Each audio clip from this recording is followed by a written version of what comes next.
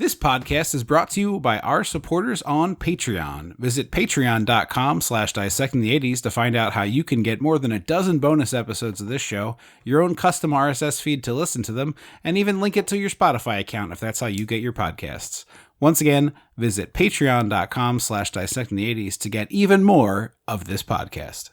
Welcome to Dissecting the 80s. I am one half of the mega podcasting powers, tenacious Tripp, and with me, as always, my tag team partner, the Macho Man Drew, Action, Andrew Leno. And we are tackling a movie I have been just absolutely stomping my feet, excited to watch, and delighted to say that it totally lived up to all of my anticipation. So was this your first watch? First watch. I was like, let me see if this is worth a watch. And I was like, I'll just watch it by myself. No podcast intentions. And then I watched the opening sequence, which we will get to in just a moment. And I was like, oh, never mind. This is fine. This is podcast ready. I've signed off in 5 minutes. Much like, I think I told this story, but we did, at my bachelor party, we watched Hard Target, the John Woo, Jean-Claude Van Damme movie. Maybe coming to this podcast next year. Who knows? Rules are meant to be broken. And I was describing to them that I had started to watch this movie by myself. And then I got to the part where Jean-Claude Van Damme pulls aside his duster to expose his hip like a gunfighter, except there's no gun on his hip. It's just so he can kick better. And I laughed so hard that I about fell out of my chair and was like, well, I got to watch this with other people. So remember how I've been telling you that there are a lot of like YouTube shorts and Instagram reels are just like clips from movies that are either explained with a robot voice in broken English or just the clip? Yeah. I got one for Hard Target the other day. Oh, Never really? ever Which got section? another one or one since or prior. What was the scene? It was the scene. It was him with the girl. It was the one you're describing where they like start to like rough up the girl outside her convertible. And then he shows up and starts roundhouse kicking everybody. And it's like, Jean-Claude Van Damme is going to kick shit house. The man exposes his leg. The other men are very scared. It's like a descriptive it's essentially audio. Descriptive. Wow. Except it's broken English, either on purpose or just truly broken English, where like it's a scene with all men and they're like, she was very confused by what she was seeing. Well, anyway, we watched Action Jackson, and you know what that means. We gotta go back. We gotta go dissect the 80s. It's your stunt spectacular. Someone's got your stunt spectacular. When the mega powers explode. I'm talking about the 80s. Oh, yeah. Great Scott. Cream of the crop. Oh, yeah. Mega powers, yeah. When this baby hits 88 miles per hour, you're gonna see some serious shit. So this came onto my radar because I saw another movie directed by this man, also very likely coming to this podcast. Spoilers. Gosh, I'm trying to... Oh, there we go. Sorry. I watched Stone Cold, which we mentioned briefly on this podcast before, unrelated to the Steve Austin, but Craig R. Baxley. This is his first directorial effort, but he was a stunt guy, stunt performer. He worked on Predator, a number of other things as well. A ton of shows. No, I'm saying it shows that he is. Oh, it shows. Yeah, certainly it does. Yes. This is very and so I have this pet theory I've been working on, which is that stunt guys getting to direct can be like the floor, the ceiling is very high, but the floor is also very low. Okay. So it's like it's like a guy who's either going to strike out or hit a home run, and it's like you're not getting anything in between those products. It's like you could have a real stinker, but you can also end up with a situation where a guy who has spent his whole life making sure that action looks good on camera is like, oh, cool, all the stuff I've ever wanted to do is getting done, you know? Was it Pumpkinhead that we said something we said that about special effects people? That was Stan that was Stan Winston, but I think it's the same point. Yes. Yeah, that like a lot, I will say, not necessarily in a bad way or in This Is a Read, but like it's very masturbatorially actiony, this movie. Oh, yeah, 100%. In the same way that like Pumpkinhead was very masturbatorially like special effects shot. Yeah, this movie is like a pornography in that it's mostly the action. This is mostly action, and that is mostly naked people. You know what I mean? Mm-hmm. But yeah, masturbatory is the word for it. But in this case, it's like, yeah, baby, it's well done. Give it to me. And the other thing too is like, I have seen some modern versions of this too.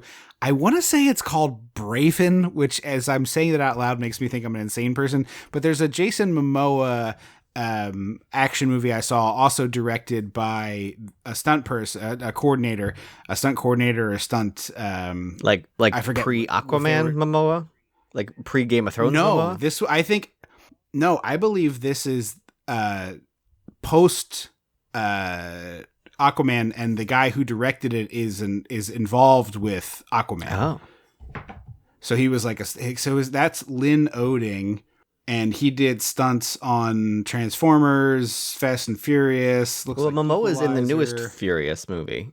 I've seen this is way before. I've seen the scene of him in the newest Furious, guy. And I'm like, oh, actually, you look very enjoyable in this movie. Yeah, this guy did the original Fast and Furious and also Tokyo Drift. Looks like Spy Kids. Wasn't the original Fast and Furious stealing DVD players or something?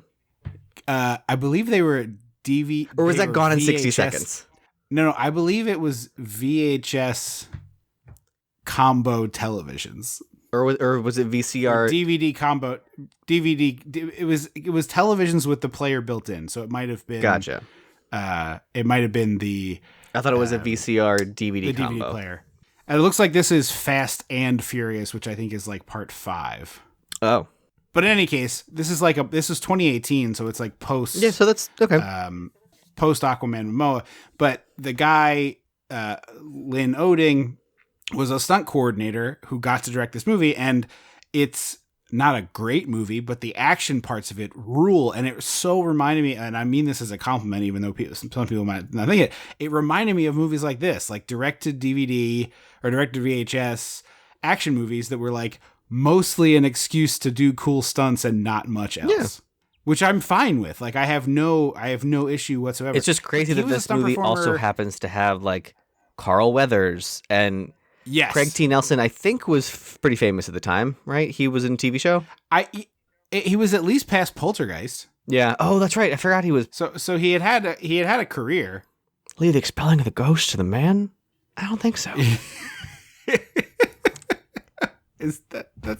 She's not. But here's the thing: if you give me Craig T. Nelson, it is a short walk to Mrs. Incredible. Oh, sure, The Incredibles. Sure, it is a short walk to Helen Holly Hunter. I get it. Holly Hunter. I get it. No, I get it. Right, Holly. It's Holly Hunter. Yes. It's a short walk from Craig T. Nelson to Holly Hunter. So my apologies. You're getting the one Holly Hunter I got. But yeah. So we got great stunt work, and then a director who's like basically just here to film the stunts, and the rest of the stuff is is beyond a little ridiculous, but it works because of how insane the world around it is. Like a world in which you're blowing up cars in an explosion that fills the screen once every 10 minutes. It's fine if the dialogue includes things like, give me 2 reasons why I would have said something like that to you, and the woman pulls her top off. It's straight man camp. It's insane. It's straight man camp. Yeah. That's what it is. That's a good way to put it.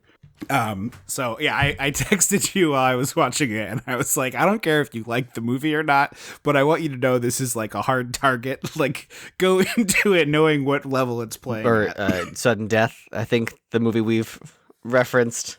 But Sudden Death, yes, another movie maybe coming to this podcast. Yeah, Sudden Death is like Fran Fine's father on The Nanny, often referenced but never actually seen until much later in the run.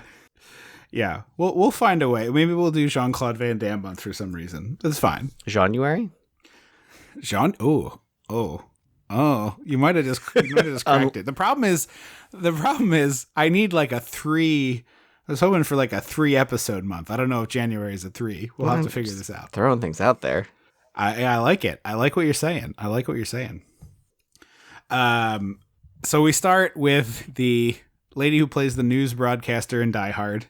And this random guy, and we're doing like a late night apology speech in this office, and we think that there's like a little bit of inappropriate, like, oh, why don't you have sex with me?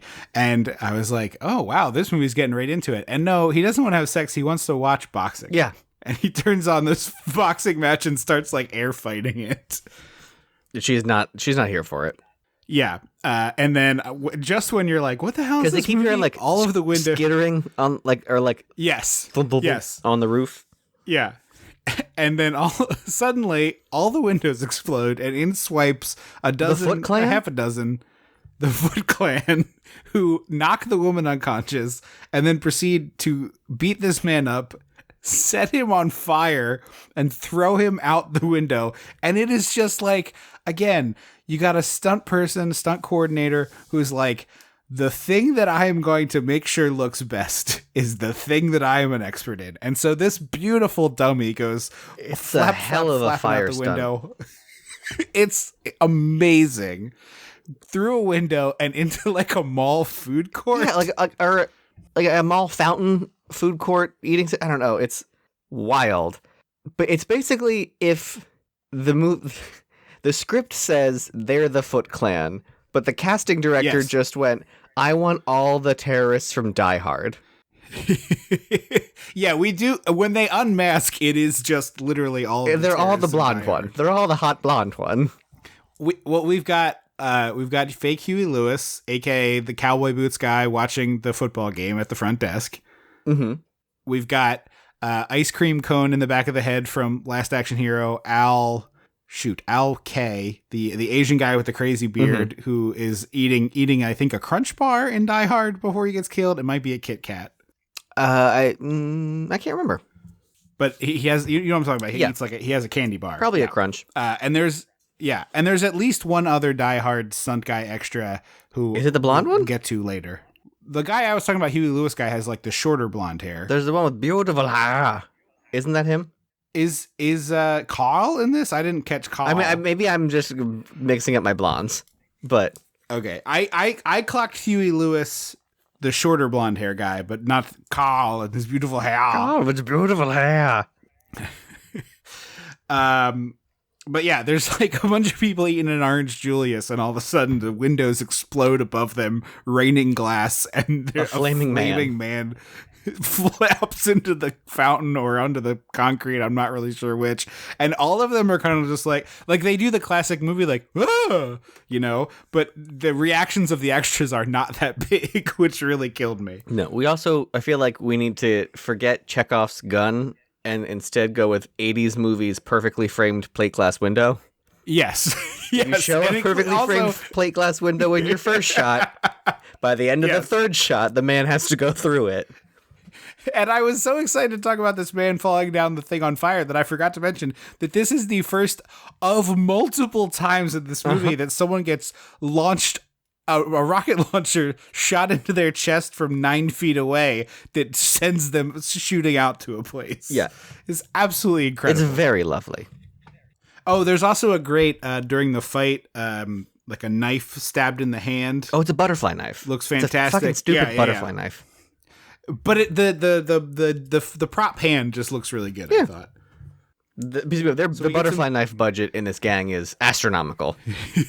There's so many butterfly knives, and it's so clearly like he just flings it out. Yes, so very clearly a special skills situation. Yeah, and like I will say, I'm going to be clowning on butterfly knives through this podcast. I'm sure there is a cultural significance to non-white people.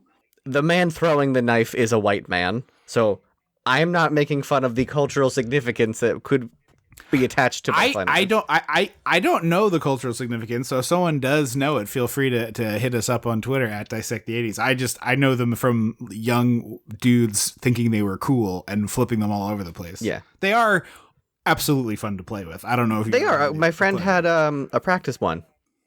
So, okay. I always used a real one and was just terrified the whole time. No, we had the practice one so that we could, it was weighted properly but dull, so you could flip. Yeah, that makes sense. The butterfly knife and the Zippo lighter, I feel like two things insufferable teen boys. Yeah, but like not irresistible. Irresistible to insufferable teen boys. Yes, yeah. That's fine. I'm just saying, like, it just was like, oh yeah, that's. I mean, yeah, I did it want too. that thing. Also, like, not for nothing, but as a person who has just recently discovered the joy of fidgety toys with buttons and clickies and stuff, it drives Aren't people they great? crazy. Aren't fidgeties? They're really, really good. I was like, oh, this is what the butterfly knife and the Zippo were doing. Oh yeah, I have. It's the same thing. I can turn anything into a fidget toy, like truly anything. Oh, sure. Yeah. I sometimes when we're doing this podcast, I have about foot 14 inches here of rope that I just keep like wrapping into circles, and it keeps my hands occupied while my brain is busy. I did a sewing project where I have about, I don't know, 8 inches of snap tape left, so I can pull it apart, snap it back together. I can fold it up. I can roll it. I can twist it. What is snap tape, like Velcro? No, it's so, like if someone makes like tearaway pants or something, Oh, you just sew. okay. So it's like Velcro. Yeah, it's basically a thick shoelace with snaps on it, and so they're perfectly matched up. Gotcha. Wonderful Detroit B-roll, and then what I think is like a sneaky genius move is the soundtrack of this movie. Herbie Hancock, one of the two people working on it. So yeah, masterful funk rhythm guy. Obviously, many great songs. Herbie Hancock. A lot of people love the guy, but his just the way that he wrote music has such like a cool synthy action movie vibe to it that is just like such a natural fit to do something like this. And you can feel the Herbie Hancockness. I feel like in some of the action sequences, it's got this kind of like funky synthy vibe that I think is fantastic. I can see that. Yeah, I thought the opening sequence was just okay in terms of, I don't know.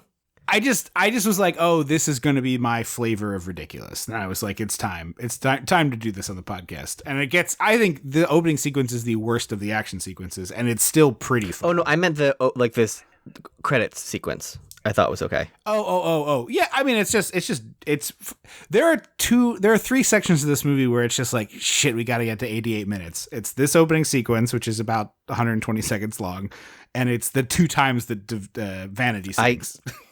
Get out of here. Get the hell out of here. Full song performances at 2 interludes is outrageous. But at the same time, I'm like, if you cut this character is just basically here to be naked once and then say quippy stuff. So I get that they needed something for her to do, but I just wish it wasn't. I wish it wasn't that. And like, I kept thinking, I was like, well, in Birds of Prey, they do this very same thing where it's someone singing in a nightclub. And I was like, yeah, but in my head, I'm like, Dinah Lance, the character, was a key player. We learned a lot about her. By the time she's singing her second song, I know 3 facts about this woman. And 2 of them are that she has 2 breasts. 5 facts if we include both breasts. But like, I was like, yeah, no, it was earned because we knew that it was we knew Dinah's whole story, and I was like, this woman. Well, also the nightclub part in Birds of Prey is later used to make that dude seem really scary, the villain. Yeah, exactly. So it plays all into that business. This is just like Craig T. Nelson drooling on the floor as this woman sings the first time. Do you think it wasn't him in the first half of that shot? Because it was like very silhouetted for me. Huh. It was very. It's dark. very possible. Like, do you think it could have been like a pickup? I'm not showing up. I don't have a Craig T. Nelson. I'm not showing up. Get Holly. Holly. The idea that like she has been his stand-in when he is like 6'5" and she is 5'3" is just really good. Mm-hmm. Leave the stand-in to the man? I don't think so. I don't think so. It's a great line, and you can put so much in it. It is the only first of all, I can't really do it, but the only line I would even attempt it with because I heard you do it 45 times. I like movie lines where you can switch a word around and put it in your real life. Like, wouldst thou like to live deliciously from the Vavitch? It's great to put, wouldst thou like to stir deliciously? Wouldst thou like to sleep deliciously? Sure. There's options. Yeah. We got Biff from Back to the Future, whose name just fell out of my head. The actor's I don't name, got it. That's but fine. I do a fun job in this movie. Doesn't have much to do, but he's fun. And he fills out this cast in a really nice way. This is post Back to the Future. Yeah, it's pre Back to the Future 3, but post 2. I guess Back to the Future 2 is 89. So it's before, it's just after the first one, but before the second and thirds. But his partner is, and this is a real deep cut, the actor who played John Henry in the film Tall Tale, which I watched a lot as a child. Whatever happened to that cup? Yes. I think I have that cup, actually. Answer my question. I was going to say, I think you have it. Pause. Yeah. Right here. That's fantastic. We'll have to take a picture of it so I can post it with this episode that no one will get or understand. Oh, what's on the back? Spin it around. Let me see the other side. It's the 3 of them. Is the cast? Oh wow! Is the kid there too? No, it's just It's not even. It's the 3 men. It's not the woman, because I'm pretty sure There's no. Isn't woman. there? There's a woman in that movie. They like save a woman, but there's not like a tall tale. I thought like Annie Oakley. Is she real? I have no. Yeah. I swear it's like So is Catherine Peyton. O'Hara as Annie Oakley or some shit. Huh. I have absolutely no memory of a woman being in that movie, which is very funny, but would make sense that you would remember and I wouldn't. That mug, famous in our family because our grandmother poured hot coffee into a tin mug, not thinking, oh, that's probably not a great combination of things, and burnt the bejesus It's out what of the herself. Cowboys did. It is what the Cowboys did, but I think they like gripped. They probably had gloves on, Very actually. edge. Oh, probably, yeah. And also, we're just like, is the film not called Telltale? Oh, there It's called it is. Telltale. Yeah.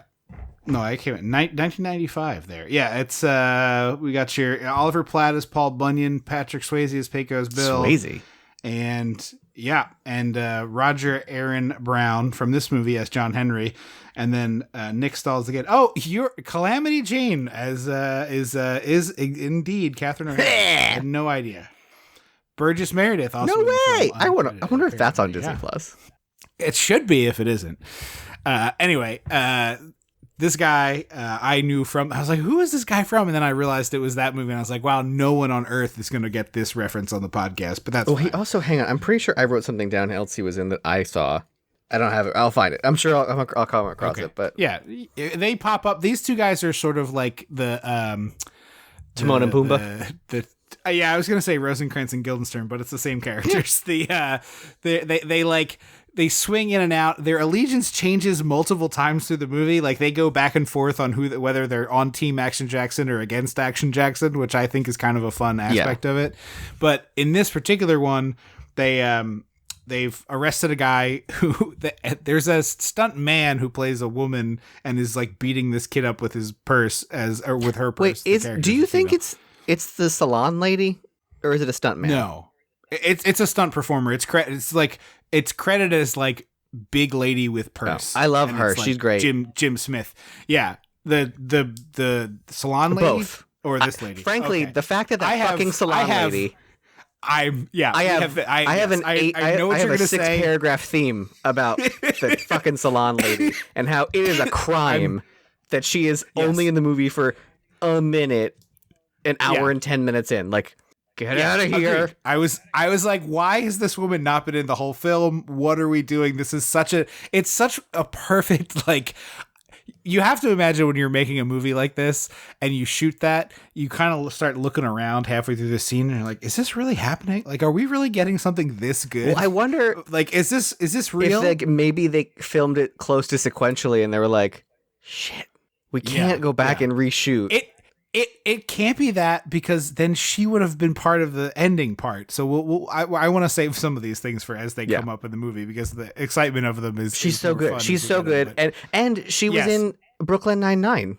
Really? What episode? I think she's Doug Judy's mom, Diane. Wow, if that's right, that makes Her a lot of character name was sense. Diane, and she was in the Pontiac Bandit episode. And I'm pretty Okay. sure Doug Judy's mom was Diane. Okay, yeah, I don't remember which of the Pontiac Bandit episodes the mom is in. The but first it's one. very possible. Oh, is I she? think. Well, I'm pretty sure it's the first one because that's the episode she's credited for. The Pontiac Bandit is definitely the first episode of those. I just wasn't sure if the mom was in the first one, but that would make sense.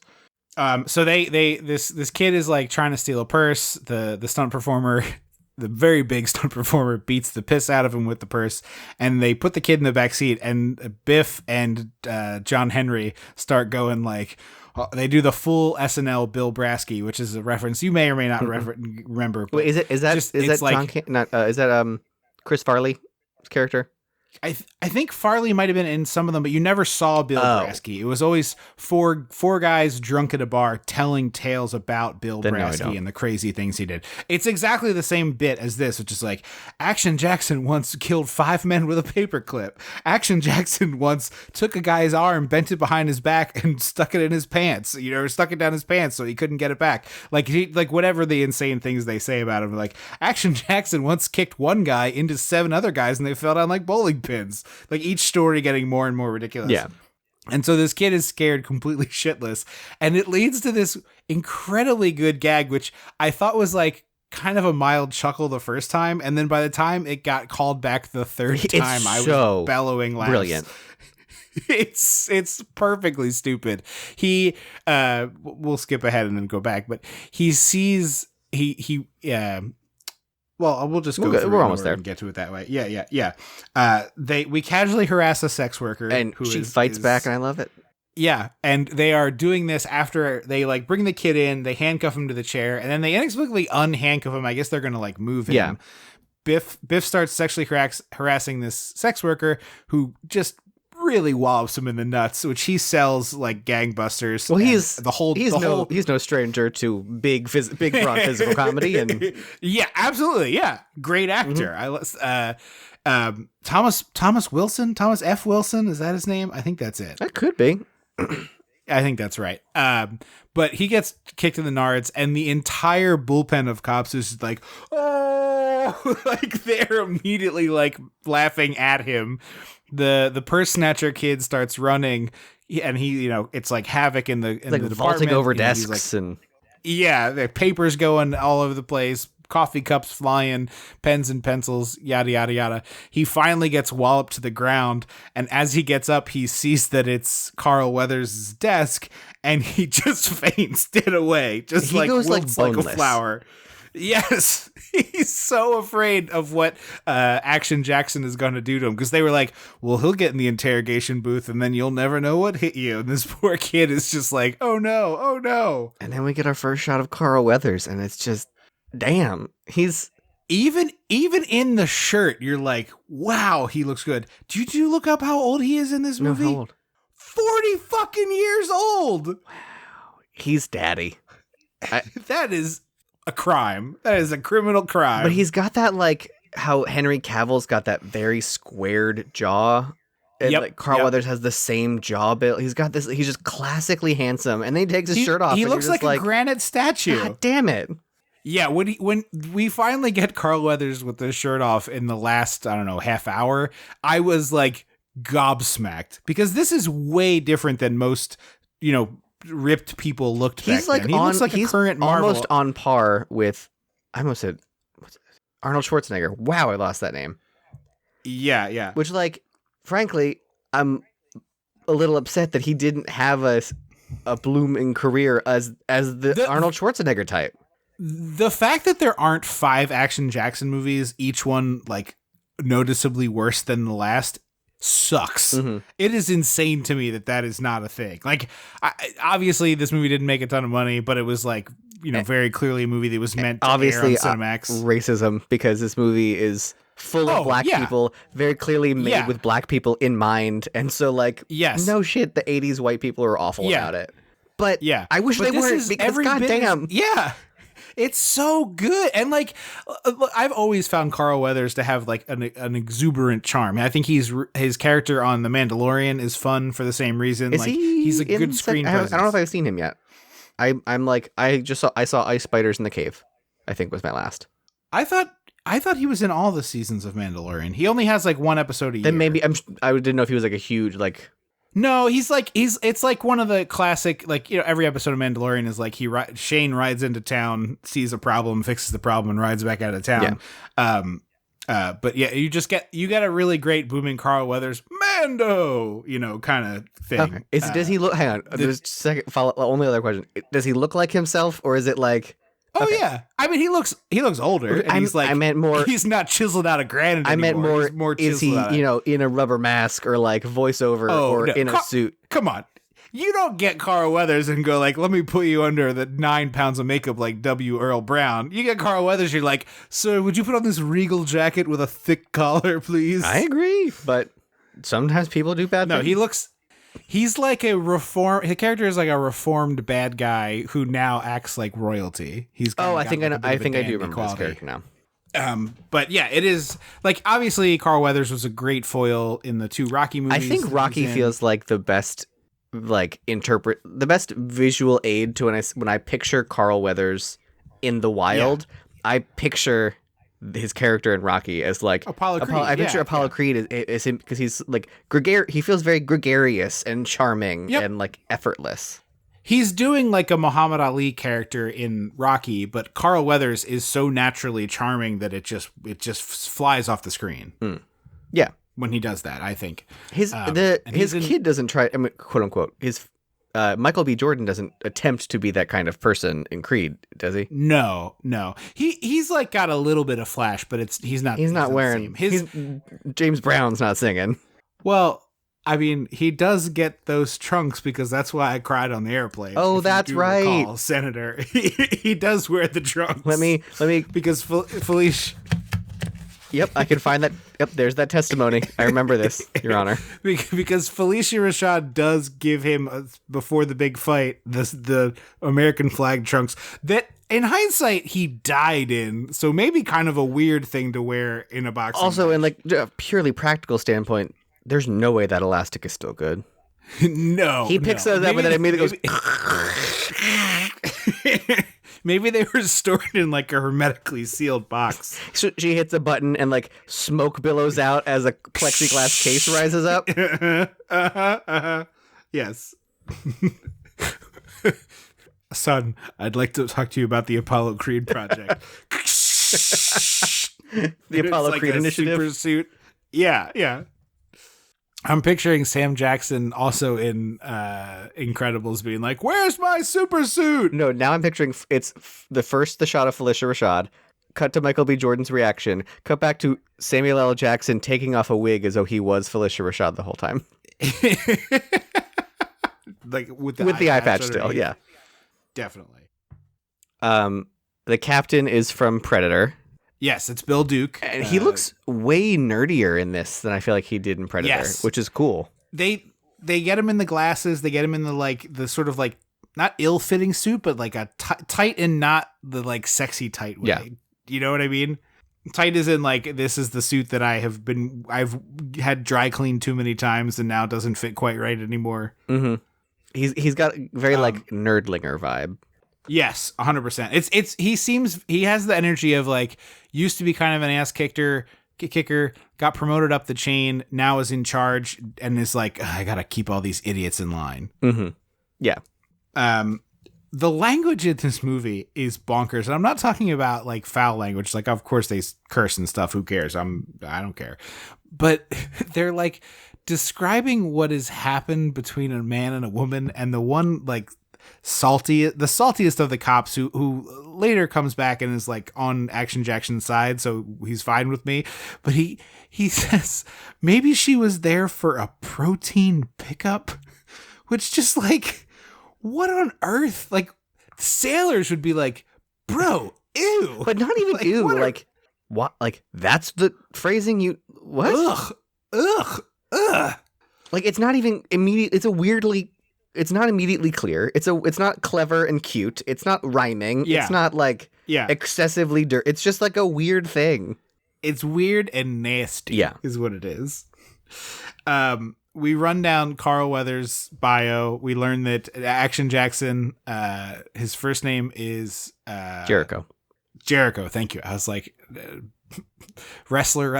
No, not that wrestler.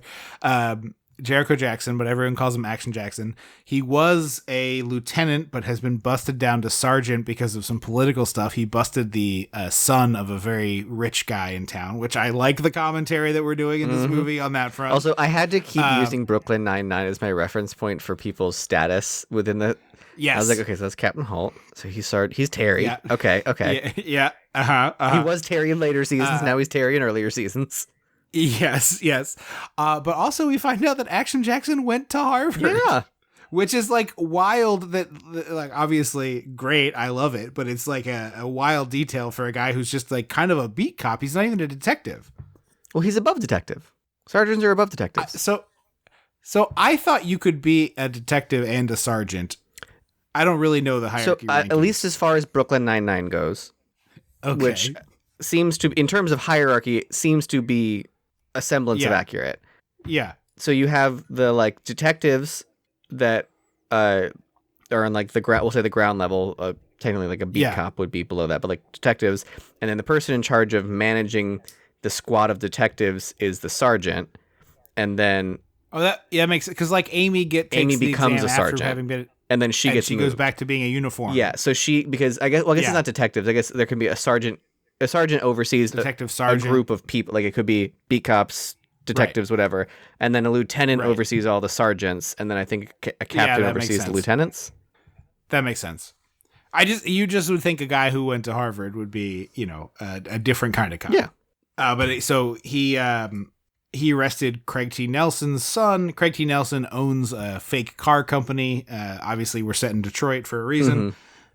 And so the Bill Duke is like, well, I'll tell you what you have to do is go to the Man of the Year award for Craig T. Nelson. But like, it seems obviously it's a movie, and if this doesn't happen, then plot doesn't. But like, wouldn't he just send the other cop that clearly doesn't have a problem with Craig T. Nelson? Yes. Rather than the only cop 100%. On the force that clearly has a specific vocal problem with Craig T. Nelson.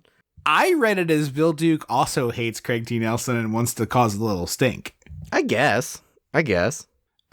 So we go to this big party. We find out that Sharon Stone, stunning Sharon Stone in a backless dress. Yes. Yeah. Is the wife of Craig T. Nelson. And she is mostly in this movie to have one cultural conversation with Carl Weathers and then take her clothes off. No, have her clothes taken off, good sir. She does not take her clothes off. She takes a shower. Oh, she does. But then later she gets her clothes taken off. Yeah. I was like, she definitely the most naked Sharon Stone.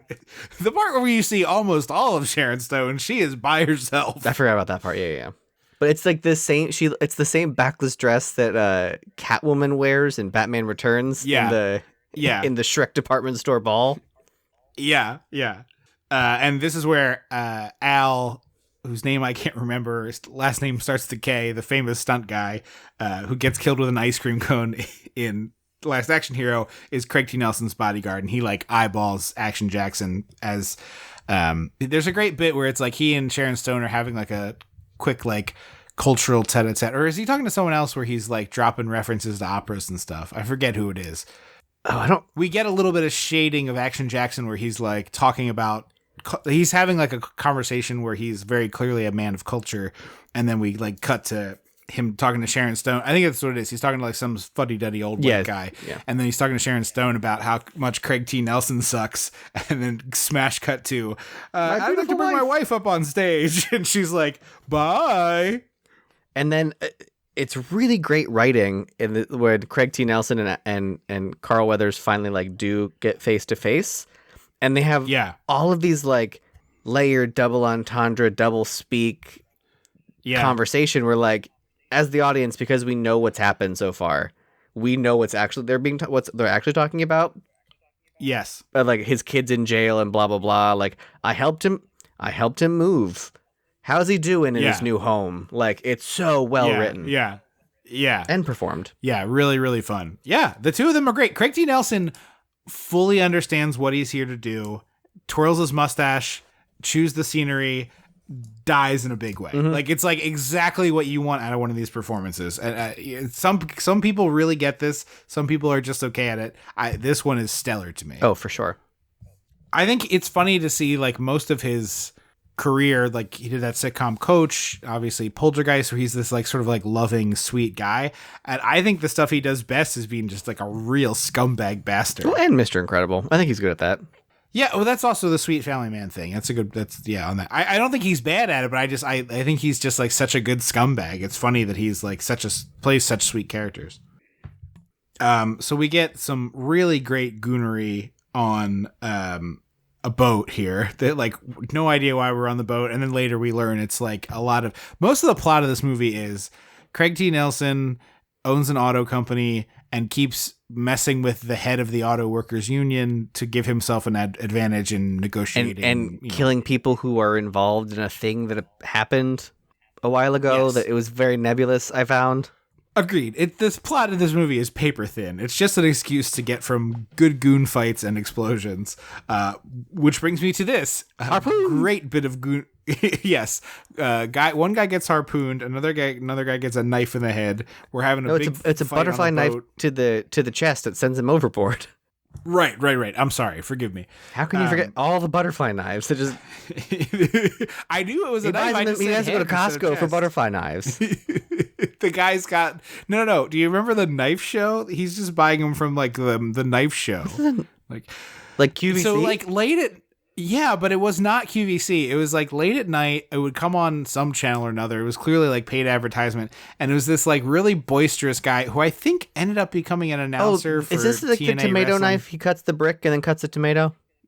No. That's way classier. This is like a crazy man who's probably got the vibe of a man who's done cocaine. I don't want to besmirch anybody. And he's like, if you call right now, you get this 18-piece butterfly knife set. You got the gold plated, the silver nickel, the black platinum. You get the red rose. And we shouldn't be doing this. Can you believe the deal we're giving? $19.95, three I'll easy video payments. this guy and send it to me to see if I can remember.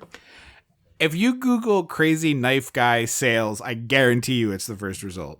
Bad guy not bad guy. The guy on the boat gets handcuffed to a bomb. Yes. And the moment where he like rips the case open and realizes what's about to happen to him, and it's like shit, trying to get his arm uncuffed is perfect. It's like such a great little stunt bit. And then magically the Foot Clan terrorists from Die Hard are like, yes, I don't know, several nautical miles away, even though they just clipped it to him 10 seconds ago. And it literally is 10 seconds. It says like the bomb case opens and it's like 9, 8. Also, the guy because it's the only opera that exists in movies is listening to Pagliacci. Yeah. So it's like the big. It's either Pagliacci or Ride of the Valkyries. So it's like the only two options for movie operas. It's the big famous note in the Pagliacci opera, like you've heard.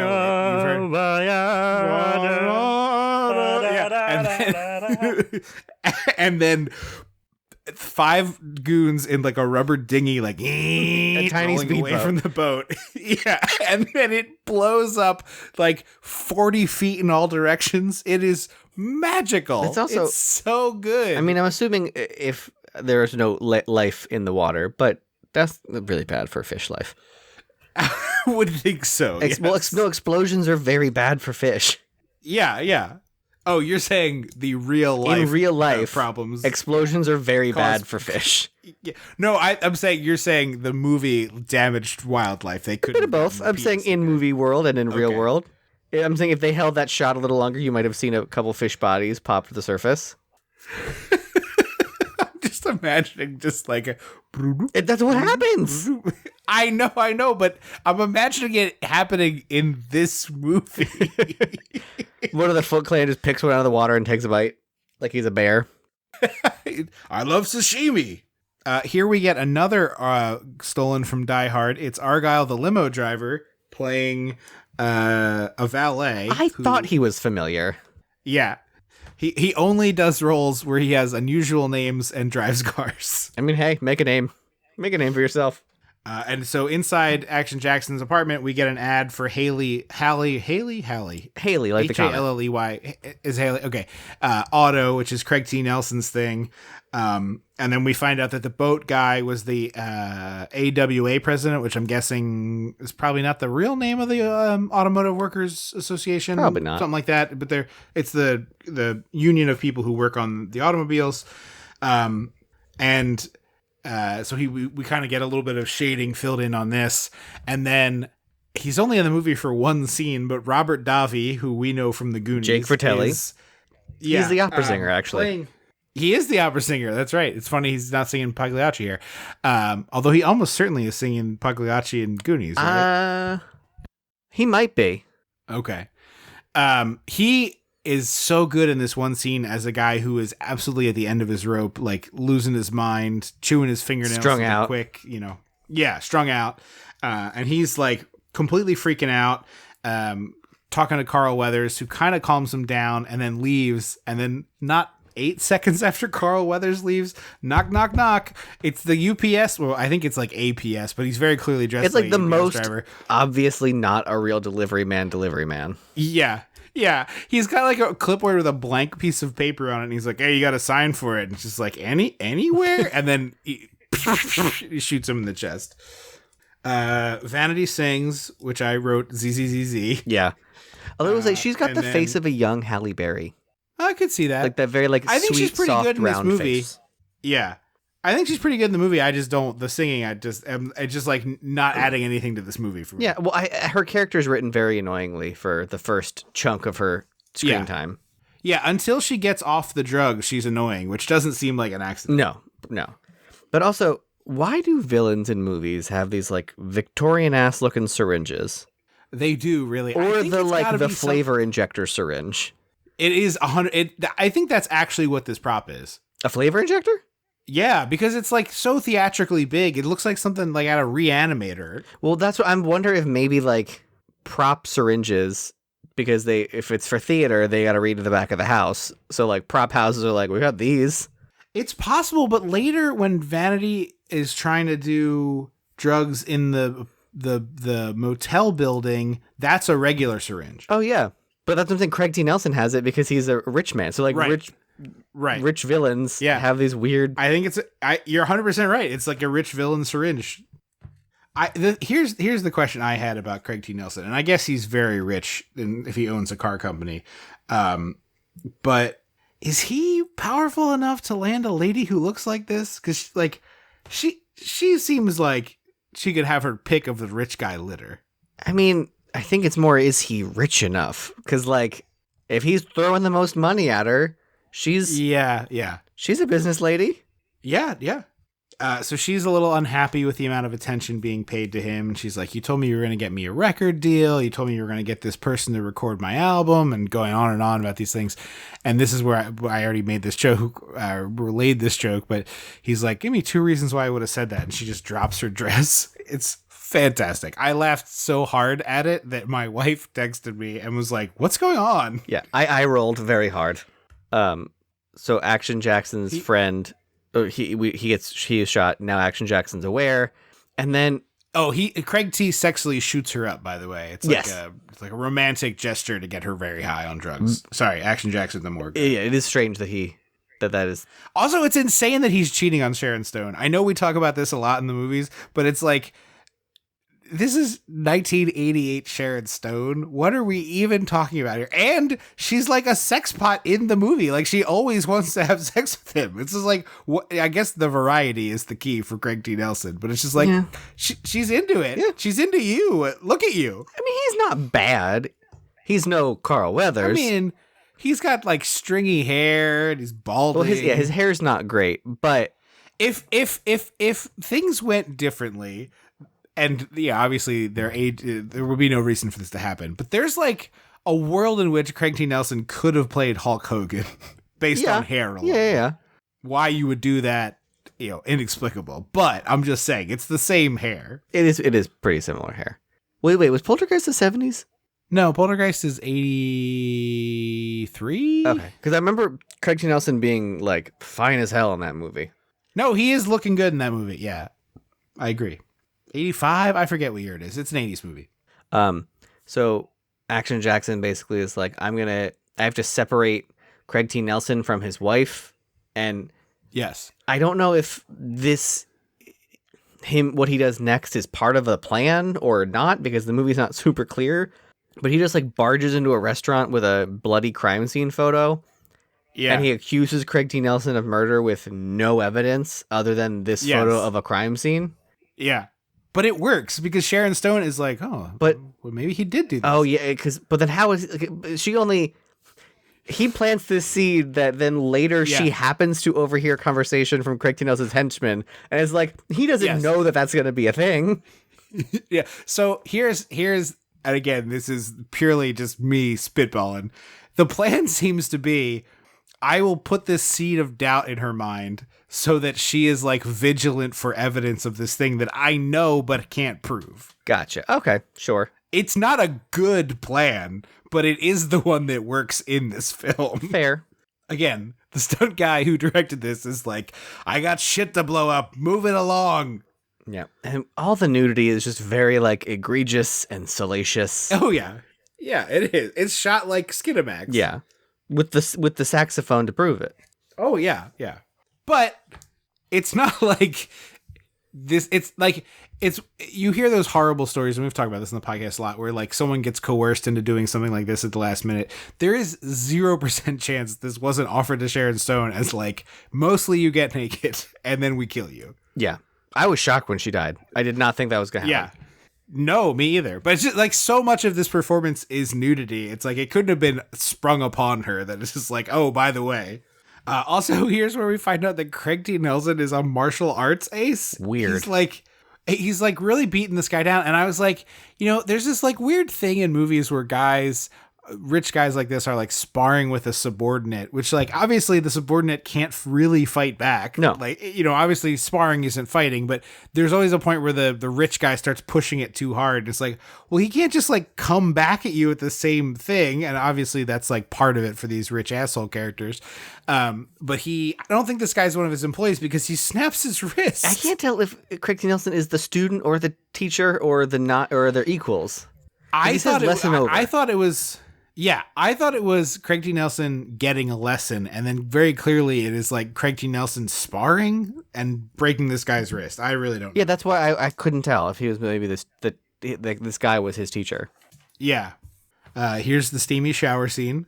And then after she is naked for a minute of saxophone time, she's doing the classic like glass applicator perfume. Mm-hmm. I got to tell you, the idea of having like a loose unclosed bottle of stink liquid in my house terrifies me. You usually carry the bottle with you. But I'm saying it's like you put it on the shelf of your dresser or whatever, and you have a glass bottle with a glass thing in it. It's not a seal. It's not like there's a rubber gasket and you're like, in there good. So you just have an open bottle. So I have closed. one. It's not really open. It's designed. There's a catch at the there's like a lip at the bottom for the stopper to sit on. But it's not like a rubber seal, right? Like no, but like it's glass on glass. Yeah, it's terrifying to me. It's just like anytime I bump the dresser, the stink liquid might just explode all over the room. No, thank you. I mean, maybe have it somewhere where it's not going to get bumped. It's 2023 or 1988, as it were. Put a little spritzer sprayer on there. That thing was around in like the Pepe Le Pew era. Put it in a spritzer, an atomizer. It's all about the aesthetic. The aesthetic of lifting the like very glamorous tall topper to dab it on your neck. Also, I want to see the slasher movie wherein that happens, except he slits somebody's throat with it, because surely that would be a thing. Yeah, I mean, they did it with a glass unicorn in Black Christmas, so. Yeah. Spoiler alert for Black Christmas, I guess. Every time I see those things, I'm like, what a terrible design. Yeah, I have one. It's nothing in it. It's vintage, but. Yeah, I can't even imagine the stress. Also, the liquid would evaporate more, not being like really sealed, I feel. I'm pretty sure decanters. The way that glass is designed with the sanding in it is also there to help. Because remember, I still do slightly collect bottles, and I had like perfume bottles that like you could if you twisted them while they were in there, it would like make your teeth hurt. The sound. Okay.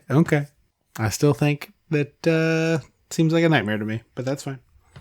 Well, you're also way more sensitive to smells than I am. I like yes, this is true. I like smells when I'm sleeping. I like to create scentscapes in my home. Well, I like a candle. I'm not like against a candle. I just the idea of like your cologne or perfume just being like one good trip and stumble away from just that's the smell of your house forever is terrifying to me. Anyway, we can get off my neuroses and on to Sharon Stone. This Goomba guard is a real good piece of casting. He only gets like 2 scenes or 3 scenes, but every one of them is great. Yeah. He almost looks like the character Hitman from the video game the Hitman video games mixed with Kingpin. Sure. From I was Spider-Man. going to say Kingpin. Yeah, I was going to say Kingpin. I think Spider-Man sometimes. The Marvel universe. Kingpin is a Spider-Man villain. He's in that Spider-Man game that I was just asking you about. Oh, but and Daredevil. Yeah, but Daredevil and Spider-Man coexist. Oh, that's right. They're both in New York. Yeah. Yeah, you can go by Daredevil's, you can swing by Daredevil's investigative services and take a You picture mean of it law for bonus services? points. Is it a law service? Yeah. I thought he did investigating. No, after that. Daredevil's a lawyer. Jessica Jones is a private investigator. Okay. I thought Daredevil's like private business was investigating, but I do not know, so I defer to you. Yeah, I'm pretty sure he's a lawyer. Because Okay. that's right, he is a lawyer because they put him in that She-Hulk show. Apparently, Oh, there was a scene where they were both in court together. interesting. Was it the guy from the Marvel show Mm-hmm. or the Netflix show? Mhm. Action Jackson arrives. Sharon Stone goes to leave with him, and then this guard that we were just talking about has this weird, like, kind of smirk on his face, and the look is supposed to clearly be like, "Well, I'm getting fired," but he's also kind of laughing. It's a very strange energy. Because he saw Sharon Stone overhear him and is clearly trying to like trap her. He's like, "Do you need a ride? Yeah. I'll give you a ride." Like, Yeah. so when Action Jackson shows up and his face is very unclear. It's inscrutable. Yeah. We go to a bar. We get the fainter back again. So good. He comes back 3 more times and it's perfect. I know it. He does the comedy rule of 3, and then they do a second batch of 3, which you wouldn't think would work, and it does. It's perfect. Also, earlier in Action Jackson's house, we saw inside his fridge that he was a Perrier man, which, obviously more of that, like, he's a man of culture. And here, when he's with Sharon Stone, she's drinking a martini and he's having a Perrier. Mm-hmm. Well, I don't think we ever see him drink, do we? No, he's always on duty. Oh, there you go. Okay. So he's like, he's a man of principles. But Sharon Stone's dialogue here, like, truly makes no goddamn sense. She's No. like, I know you don't like him, but you don't know him like I do. She says, you don't become an industry giant and remain loved. And I was like, so you're saying he's a bad person? And then her next breath is, you don't know him like I do. I was there when his son was taken to jail. He was very broken. And I was like, but like, that's not what you're saying. What you're saying doesn't mean what you think it says. Right. Also, she starts to like turn on him, which is weird when like all of her dialogue was, he's just misunderstood. You don't get it. It's just like, well, then why are you helping bring him down? Yeah. A taxi cab tries to run down Action Jackson and misses, and he tells Sharon Stone to go to the police station, and he runs down a taxi cab. No. He tells Sharon Stone to go to the police station alone because I have to catch a cab. Yes. And then he proceeds. He runs down a taxi on foot. Because he was a track star in high school that we learned in the beginning. Yes, we did learn that. We did learn that he was a track star in high school. He also is smart enough to like run the cab into a spot where it is like driving on the sidewalk, so it can't be maximum speed and all that stuff. But then he jumps on top of it. Great stunt, stunt performance here. I will admit, he could have just written down the plate number of the taxi and been like, It seems... what happened to this taxi driver, this taxi, Yes, but that would be 1,000% less not cool a stunt than what spectacular. happens. Which is that Carl Weathers punches out the windshield of this car. Also, there's several explosions in this car chase. Yes. Several, like they drive past, like they cause multiple explosions as he's sprinting after a car. Literally, my notes are, holy shit, explosion, ! Windshield punch out, ! Car flip, ! Another car flip, ! Literally, my exact note. My exact note. And then the car flips into a building at the end. It launches and it's fully just a theme park stunt show. Except 10 times cooler because this car blows up. I mean, they have explosions in theme park stunt shows. Yes, but I'm saying that is like a fake explosion. This is, hey, we're going to put a bomb in this car for real. And then we get another full song. Before that, we get... before that, at the police station, we get my favorite extra in the movie, which is a guy Not Weird who Al. looks like the guy... He's dressed like Weird Al, but he looks kind of like the guy who drives Ferris Bueller's car and is like, "What country do you think this is?" Like the greasy. Oh, yeah. He looks a lot like that guy, but he's fully dressed like Weird Al. And I guess he's supposed to be like an undercover cop or something, but the Hawaiian shirt is buck wild. But yes, here's your other song. Also, her dress in this song, the top half is completely sheer. Mm-hmm. She's just like, nipples out for this one. I don't know. You can't quite see nipple. Oh, I couldn't. You can. Well, I was watching a 1080p version of Action Jackson, and let me tell you, you could. Weird idea for them. Also, she starts doing that, like, sexy crowd work thing that I feel like is more of a trope in movies than anywhere else, where she's, like, sultrily stalking the room, and then she starts singing right to Action Jackson. It's a thing in, like, burlesque and drag. I've never really been in, like, a singer situation for it, other than I'm singing in a burlesque and drag show, but it's... Speaking of that, a completely unrelated anecdote, but a former coworker of mine just texted me and he was like, so we're in New Orleans for this conference thing, and our other former coworker took a bunch of people to go to this burlesque show. And I was like, no thanks. And then I saw them like 15 minutes later, 20 minutes later, coming back into the hotel, and I said, what went wrong? And they were like, it was a little extreme for us. And he was like, what's that mean? Apparently this was like a deathmatch wrestling version of this. The woman was stapling rose petals. Oh, yeah. So that's more sideshow. Yeah, they were expecting like kind of a fun, sexy burlesque show, and instead they got a person going with a stapler, and they were heading for the hills. Yeah, that's more the sideshow stuff is where they'll eat glass, they'll staple things. Yeah. I've been to several things like that. It's not my cup of tea, but yeah, I don't care for that. The nailing in the nose. I mean, I understand how the gag works. I just don't care for it. Yeah, but the staple thing is Fire Eater. I'm fine with Fire Eater. Totally fine with. But the staple thing is literally just staples. Like there's not a magic. No, I know. It's a thing that wrestlers do. They will, like, deathmatch wrestling is a thing I don't care for. It's exactly what you described. They will take like a bunch of dollar bills out and then just start stapling on the other guy. And I'm just like, I don't. Where are the dollar bills coming from in a a drag show? They're being handed dollars. Where's the dollar bills? The guy will like just pull them out of his pocket. Okay. Weird. You have to visually show that you're actually stapling the person, or else like there's no point of the gag. Mm-hmm. Well, yeah. So, yeah.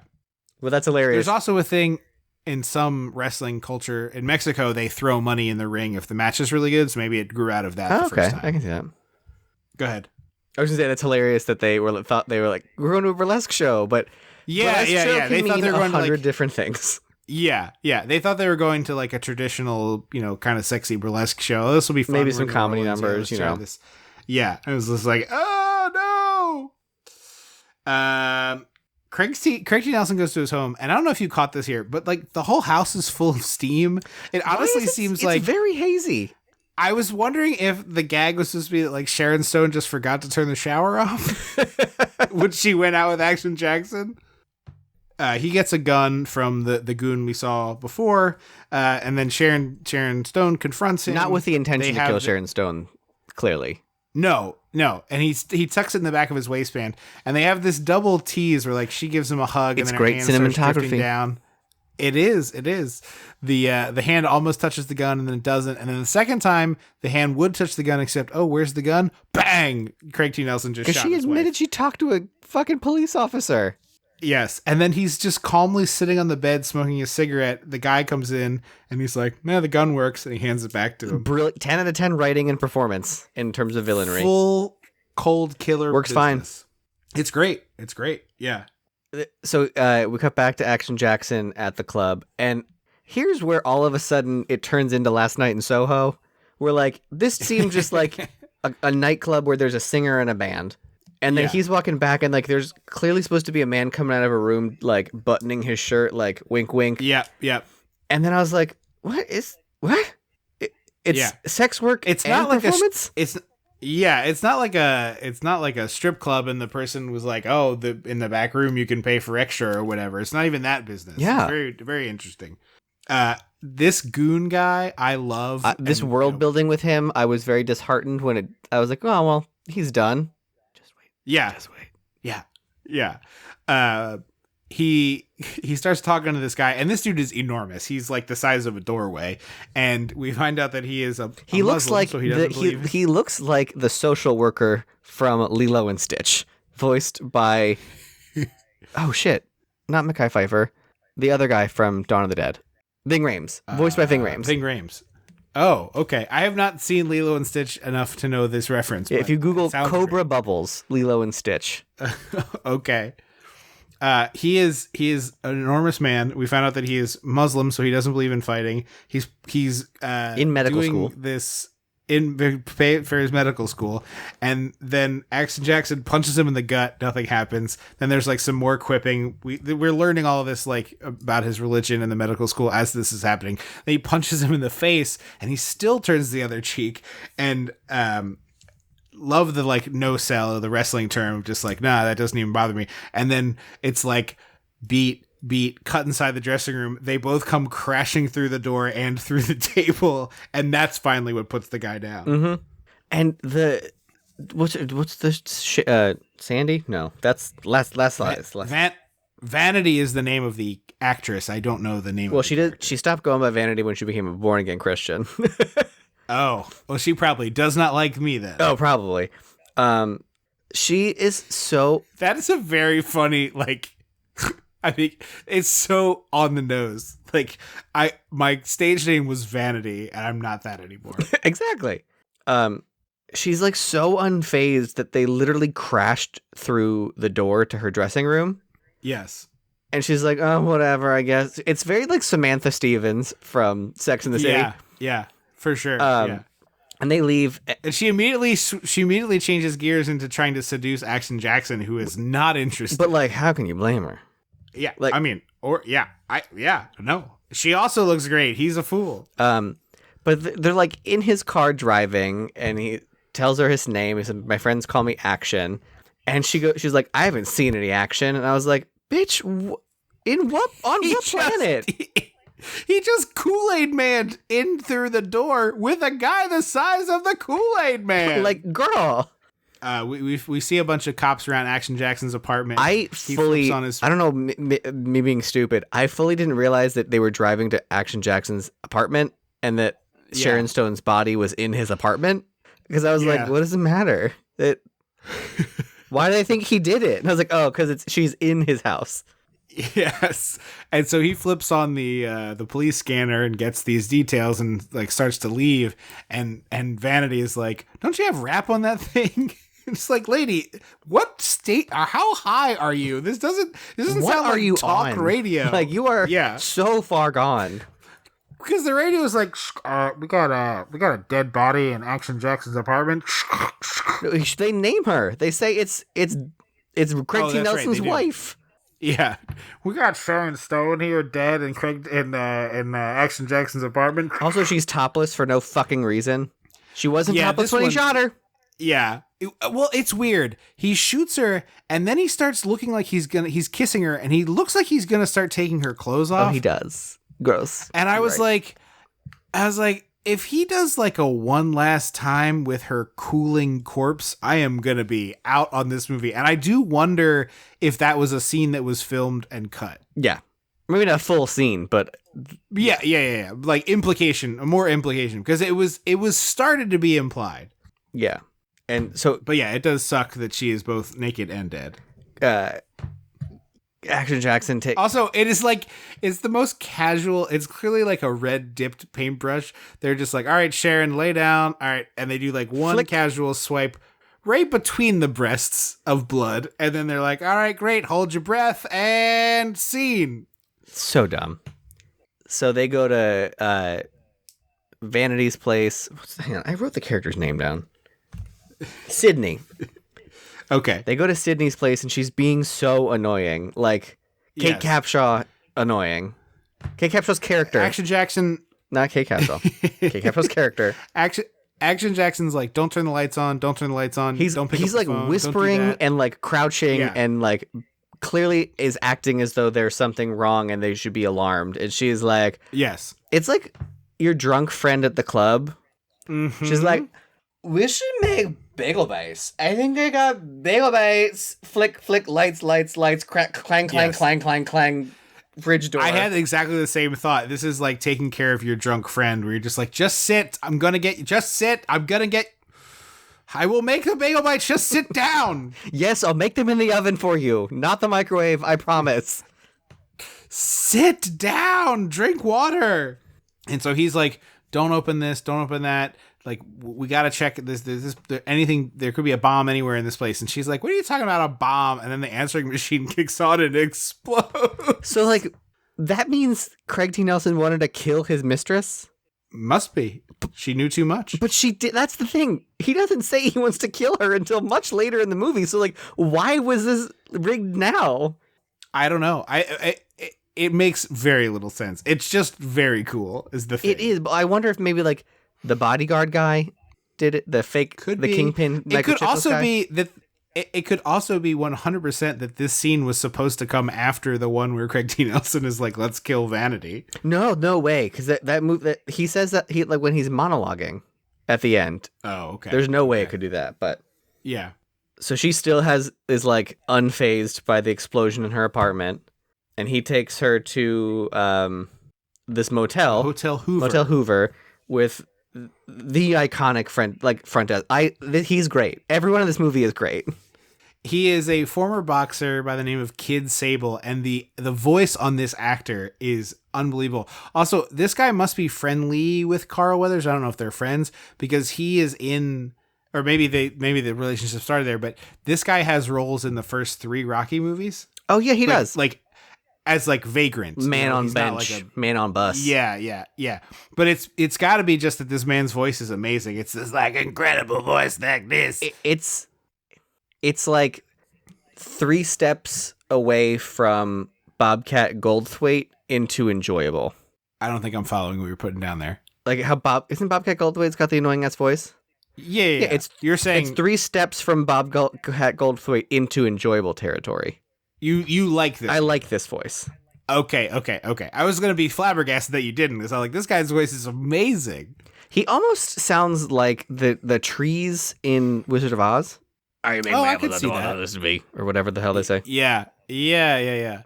The other thing about this guy, and it's purely in the way that the guy plays it, even when he's sitting down, he has the physicality of somebody who used to be like lithe and graceful and could probably still go once. He's Mickey Rooney. He's got the same energy as Mickey fucking Rooney. Mickey Rooney? Yeah, when Mickey Rooney's an old man and like just not moving much, but clearly you can tell he used to be a dancer and shit. Oh, dancing. Okay, I get. I was building toward. He's a guy who could one time kick your ass. It would take a lot out of him, and it would never happen again. But he has like one left in the tank. So when you went to Mickey Rooney, I was like, No. I don't think I ever thought Mickey Rooney could kick anybody's ass. Mickey Rooney. I think Mickey Rooney might have struggled to kick. Damn it. Judy Garland. Well, I was gonna say the other one, Shirley Temple's ass. No, he was close with Judy Garland, not Shirley. I know. But I was just making a point that I think he would have struggled to kick Shirley Temple's ass. They were both sucking down cigarettes and chicken soup and amphetamines. No soup, just broth. That's right. You're right. Sorry, chicken broth. But yeah, truly amazing voice. The kid comes back again. He's like, well, I thought it was he's like, this is our presidential suite, and in the morning I'll have somebody bring you breakfast, and it's just like, ha ha ha, this is like a dirt bag, a drug motel. But no, in the morning, knock knock knock, here's the fainting kid to bring the breakfast, and he starts to faint, and Carl Weathers grabs the tray and is like, don't ruin breakfast. It's so good.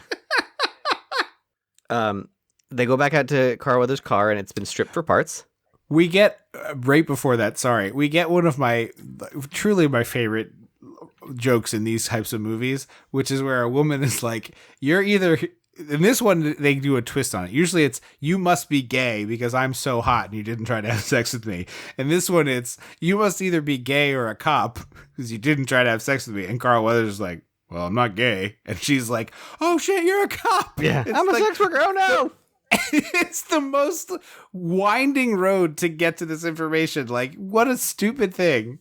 But I just love the vanity of Vanity's character of like, I am so hot that like I can't believe a world exists in which you're not trying to have sex with me. Mm-hmm. You know, maybe my new headcanon is that this is Captain Holt's career. I would buy that. For sure. They kind of allude to him being this type of ass kicker. They in did. the flashbacks with the With Wunsch? the serial killer. Oh, the disco killer. Is that the pool guy? I was thinking of the guy he arrests in the pool specifically, but yes, there's other ones. No, the main one I remember is the disco killer who's like 85 years old and like decrepit, and he keeps being like, "No, he's the killer," and they're like, "He can't move." That might be the one. There's that great scene where he like arrests a guy who's swimming laps, and Holt is like, "You're gonna be in a 4x4 cell, and I'm gonna be swimming lap after lap." That might be that, yeah. Yeah. So the car stripped for parts. This other scene comes to nothing, which is really shocking to me. But this guy steals Action Jackson's wallet and then realizes it's a badge and just like throws it in the alley. Mm-hmm. And this never comes back in the movie in any way, right? I didn't like miss a sequence where this is important information. Yeah, it doesn't really come up that like I can't pay for any. He mentions once I can't pay you, but doesn't seem like it's important. But I thought him being a cop not having his badge would be, you know, a factor in the film. Oh, yeah, I guess, yeah. I immediately went to paying for things. Yeah. It's like his badge is missing and the ID that identifies him as a policeman. So he goes to meet an old informant and gets like sneak attacked. Sneak attacked by them showing him literally a jar with the informant's balls in there. Mm-hmm. And finally, Sydney is useful in this movie. Yeah, from this point forward, her character is really a good, fun part of this movie. Yeah. They're like, it's very much like that scene in Aladdin. They're like gonna kill him or whatever, and she comes in and she's like, "That's my brother, and he's special needs. He thinks he's a priest or whatever. He thinks he's a prophet? A prophet. Yeah. And then Carl Weathers, they put like what's great about this? They put the cape on him, and he pops up. Yes, but they in terms of like the editing supporting the joke, they bring in a choir in the bed. So there's like a hallelujah, like, you know, people like clapping and singing along as Carl Weathers starts going like, I've seen the face of God, and he wants you to reform. And he's like pointing at all these goons. And then as this goes on, he transitions into just kicking the shit out of all of them. Also, one of the guys threatening him is like speaking in like hip lingo. And truly, I was like, I don't understand a word of this. And then Carl Weathers turns to the guy holding him back and goes, I didn't understand a word of that. And I was like, oh, thank God it wasn't just me. I was like, I feel stupid. There's so many breakaway props in this scene. It's like my such dream. A great fight sequence and choreo. Yeah. But there's like, to be able to get tossed through a bunch of breakaway tables, breakaway bottles, like, what I would pay. I know. I don't want a rage room. I want you to get a bunch of like movie props that I can just get fake beat up into. That would be delightful to me. Yeah.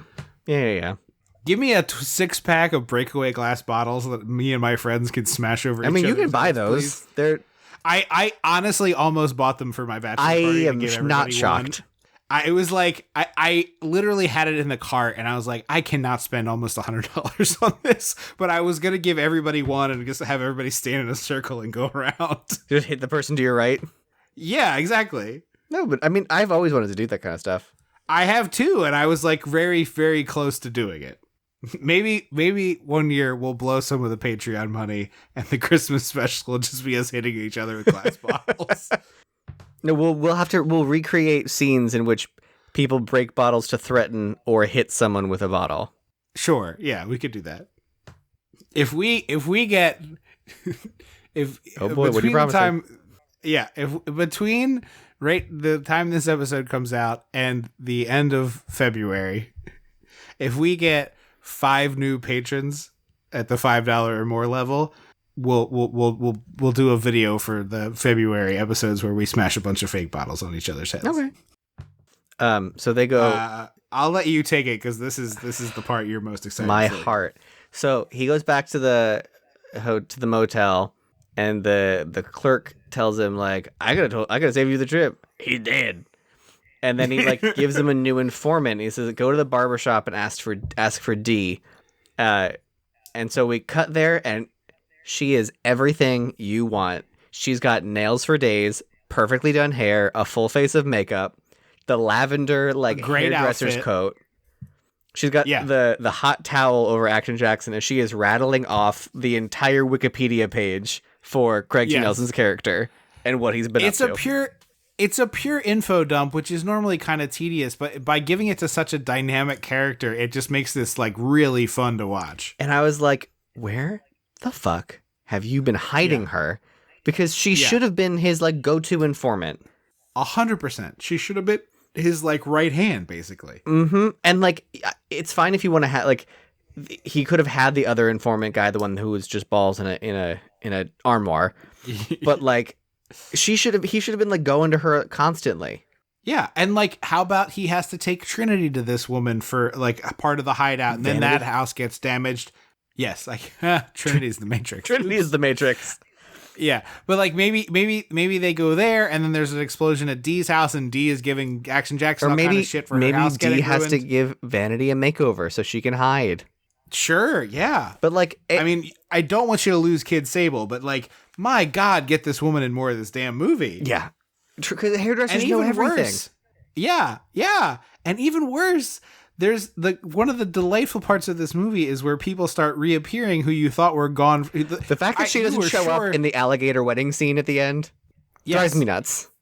This is one of the first times in the history of this podcast that we don't have a situation where people take an Uber out of the movie. What happens is the Uber driver shows up and he's like, "Hey man, Hoppy, we're gonna need you at the finale. I gotta get you there." And they all pile in like a clown car. And then the Uber driver pulls up to the finale of the movie. He's like, "Hey, go help the hero. He needs it." And they all pile out of the car and help Action Jackson. There's nothing setting it up. There's not like an Avengers speech that he gives. It's just that like, or a phone tree or any bullshit. It's just yeah.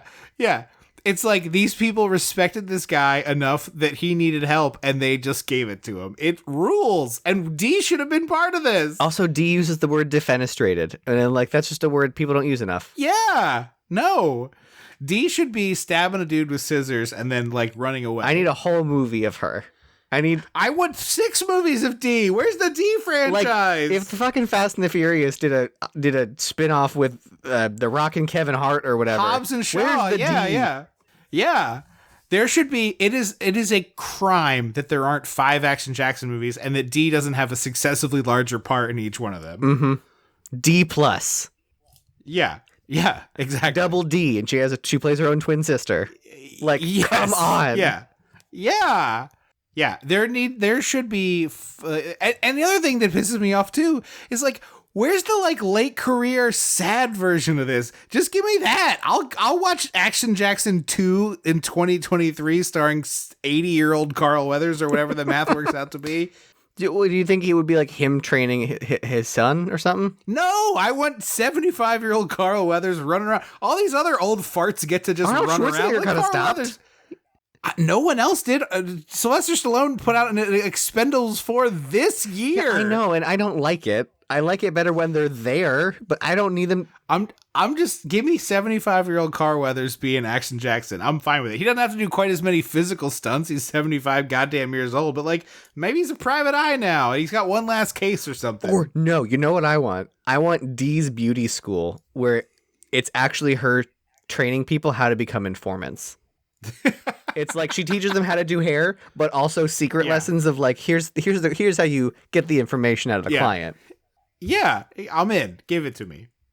Give me Action Jackson in the Bill Duke role where he's like, I'm a desk sergeant, whatever. I don't get out in the field anymore, but back in my day, it was crazy. And then like at the end of the movie, he has to get back out there and help kick some ass. Mm-hmm, mm-hmm. Everyone. She also plays Odie Mae's sister in That's Ghost. right, she does. I was so enthralled by her in Brooklyn Nine-Nine in this movie that I forgot she was also one of Oda Mae Brown's sisters who like flank her.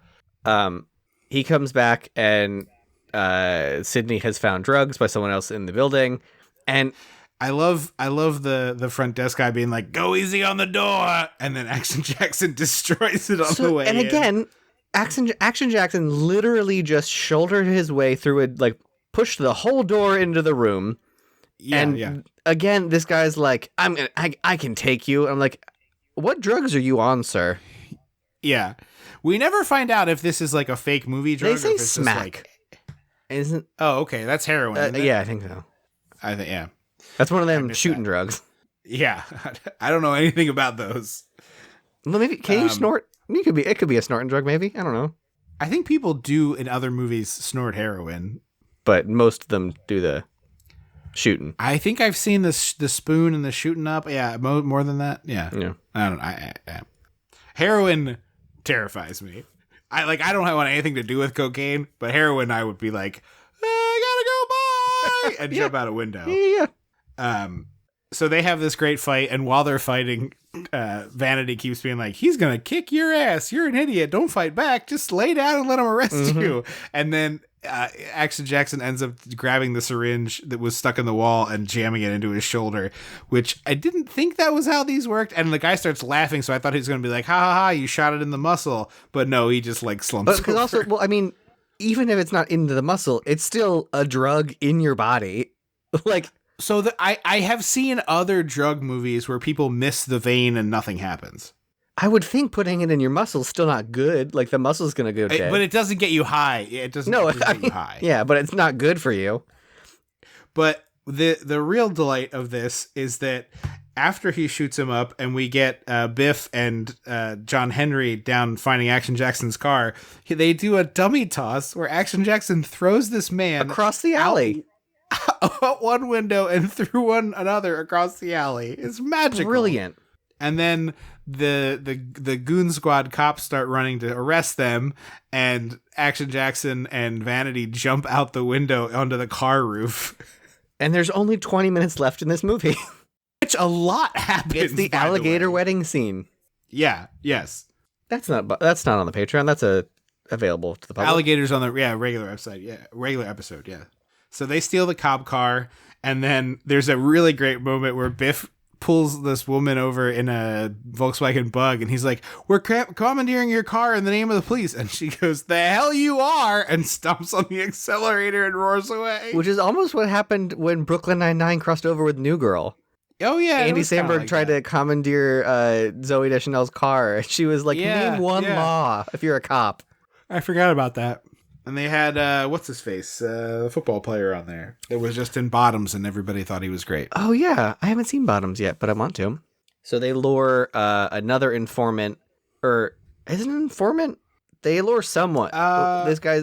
I thought this was the guy who Craig T. Nelson was setting up to become the new president. That's of the what it was. Auto Workers. He's I was trying to remember whatever. what D told Carl Weathers, but Yeah. yeah. So they lure him to an abandoned Sparks factory. It is truly an abandoned Sparks factory. And Carl Weathers grabs a chain and Peter Pans his way into the room. He does a full Errol Flynn on 2 separate occasions in this movie. It is fantastic. It's great. So the guy Also, I like the part in the car where Vanity is like, I am fully detoxing. I'm having a really hard time. My teeth feel like they're falling on my head. And Carl Weathers is like, yeah, suck it up. basically, He does I will not threaten to give drive one us shit. into a wall. I will kiss a wall at 200 Yeah. miles per hour. Yeah, yeah. So, like you said, Carl Weathers swings in. And this guy says that Craig T. Nelson is going to have Action Jackson kill this guy in a public birthday party setting. And I was like, well, how are they going to do that? Yeah. Racism, that's how. Yeah. And Craig D. Nelson just straight up explains that that's the plan. He's like, the people at the party won't be able to tell the difference, which is wild. But again, great commentary. Oh, yeah. And this is where they got Carl Weathers shirtless, chained up, and it's just like, squeeze, squeeze, squeeze, squeeze. I literally went, holy shit, this man looks carved out of granite. I could not believe the way he looks like a current Marvel guy when they're all in HGH and all the 65 other things. Like, I'm sure Carl Weathers was enhanced here. It just is, he's crazy. It wasn't as common in the like, 80s, though, was it? I think it was more just steroids, which is bulkier. Yeah. Like, now they're all 0% body fat and then very lean, muscly. And they used to be just like huge, muscly, different sided. Yeah, now they dehydrate themselves for 4 days before a scene. And it's like, what Yeah. are we doing? Yeah. Yeah. This seems very unhealthy. Also, I think the guy you might be thinking that is Carl with the beautiful hair is Captain Mullet. I started calling him because there's a beautiful blonde mullet among this. That's probably who I think is Carl. Yeah, yeah. But this is a pure wrestling 80s mullet. For the wrestling nerds out there listening, this is like a flying Brian Pillman, like a perfect 80s mullet. So in his monologue, Craig T. Nelson says he had to kill his first wife and someone else for financial reasons. And I was like, Yes. Is it her money that you have now? I don't know. Her being the what I want it to be, which obviously doesn't explain, is that it's like a reverse he took her name and then killed her and took over the car company. I like that. That would be really good if his name was Paul Smith and now it's Paul Haley. And then he said, and I had to kill Sharon Stone because she knew too much. And he goes, and eventually I'm gonna have to kill my son. People get stabbed in prison showers all the time. And I was like, but why? I thought your son going to jail ruined you. So what? Yeah. It's just the idea that the son could get out and eventually turn on him, I think. It's dumb. Also, the guy who tried to run Action Jackson down in the taxi, who does not look anything like him, is the one who we're told will be fake Action Jackson. Yeah. It's basically like they're going to we're going to put him in a trench coat and a fedora and no one will know the difference. Yeah, but an important thing here perhaps would be if I was making the movie, the part where Action Jackson had his fucking badge and ID stolen. Perhaps that guy was part of the operation, and Craig T. Nelson is like, you lose this, it's going to be real helpful. We'll to drop frame it at you the for party murder. as my one black friend runs away. Exactly, but it's a really great villain monologue. It's like I said, full mustache twirling. Scenery chewing. This is exactly what you want here. He leaves a handful of men from his Foot Clan to kill Action Jackson while he and a couple others leave. And by God, that's Vader and his bodyguard music. It's the guy from Die Hard who kind of looks like Huey Lewis is about to burn Carl Weathers with a torch, which mostly not even a torch. It's like an industrial welding torch. Yeah. It's it looks like a robot arm that does welding without human. It looks touch. like it would do to Carl Weathers what the atomic bomb does to Linda Hamilton against the chain link fence. Yeah. But what's really funny about this is it's just purely an excuse for Carl Weathers, who has his arms up in sort of strongman bicep pose, to flex against the chains, and just his biceps are just rippling. It's the same thing they did when Captain America held a helicopter on, and I needed a moment alone. So in comes, also doing an Errol Flynn, Vanity's bodyguard, who lands and just starts throwing punches. It's magical. He's so good at this. This fight choreo is great. The stunts are great. The puns are great. And it's just one cool thing after another. It's we have the torch here, then he drops in, then we have a guy get kicked or punched into a circuit breaker, which has a cool electric Well, first he spray burst, paints his then, face. Yeah, that's right. He has a car. I bet they're in a car factory. Paint gun.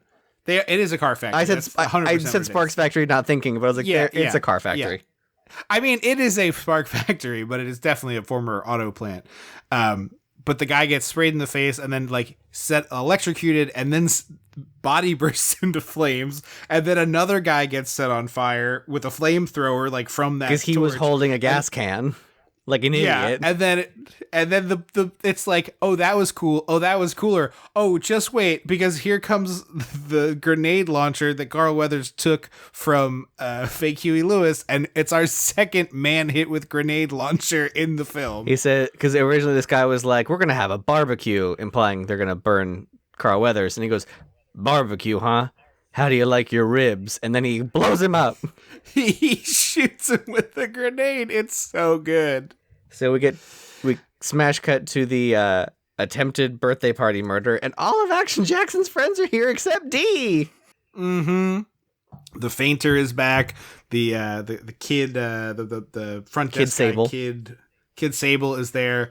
But just D should be who's the part third of one? this. It's it's the bodyguard. It's Sydney's bodyguard. Yeah. Yeah, we got the fainter, we got Kid Sable, and we got the Muslim medical school student who never gets a name, I don't think.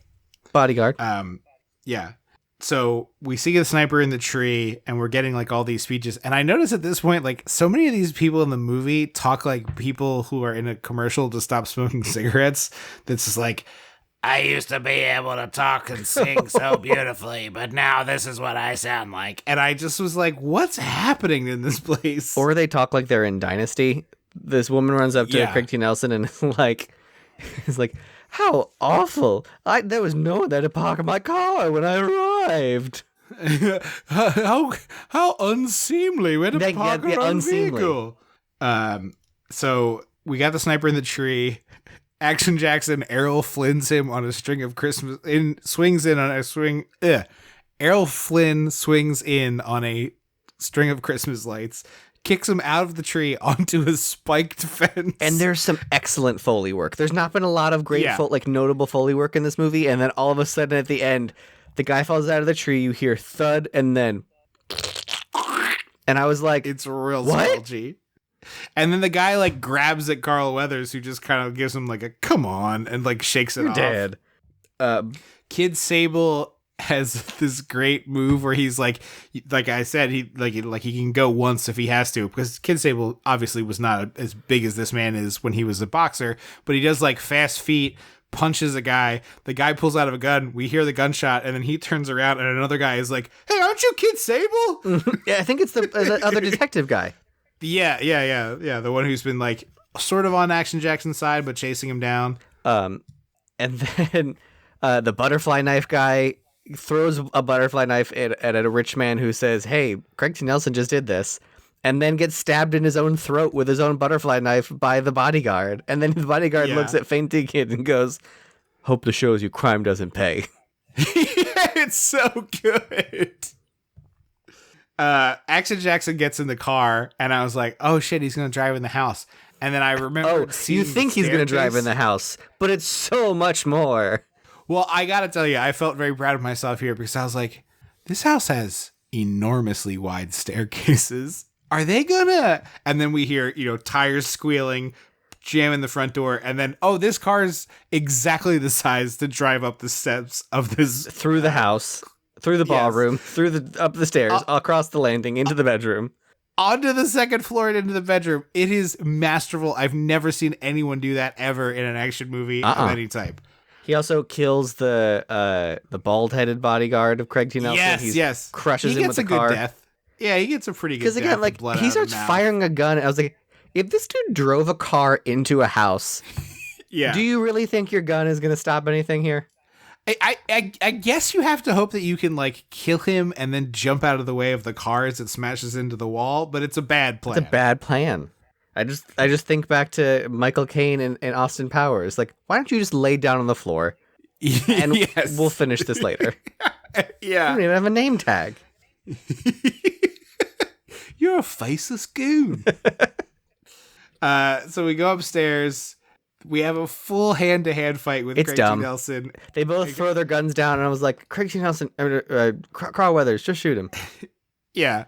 I mean, fully, that's what he should do. But I do, the choreo of this is fun, and it's brief enough that I don't feel It's not as oh my God. It's not as bad and dumb as the Lethal Weapon one. Yeah, exactly. That goes on for Oh my 9 god! minutes. I was like, this pissing contest in the rain on the Yeah. lawn. Get out of here! Yeah, if that fight was this long, I would love it. Mm-hmm. We get a classic wrestling babyface comeback where Carl Weathers gets like the shit kicked out of him, and then it's like, oh, here he comes. He hulks up, comes back, and then after a brief punchy interlude, goes for his gun and shoots Craig T. Nelson as he shoots at him. Except Carl Weathers, Action Jackson don't miss. He kills Craig It's like T. a beautiful little blood spray. Yeah, and he only gets winged in the shoulder. Biff is like, nice work, Action Jackson, with a big thumbs up in the back, which I just love that he gets that little moment. And then a big smooch. Action Jackson gets made lieutenant again. Yes. And then a big smooch with Vanity. A stupid and kiss. It's a dumb kiss. Yeah, it's fine. They clearly wanted to the whole time, and he was like, I'm on duty, I can't. So Oh, yes. I was okay with it. I mean, it's not. It's like 5 seconds. I know, but it's fine. dumb. whatever. I am so mad that there aren't 5 of these. I agree. It makes me so upset that there's not been Action Jackson 2. It's crazy that there's not another one of these. And the other thing too, I couldn't stop thinking this whole time is like, I don't think this was released theatrically, and I did forget to look this up. I meant to, but like, man, how good did we have it? That like if it was theatrically released, it was a low budget movie. Looks like this. There's so much care that went into it. There's so much craftsmanship.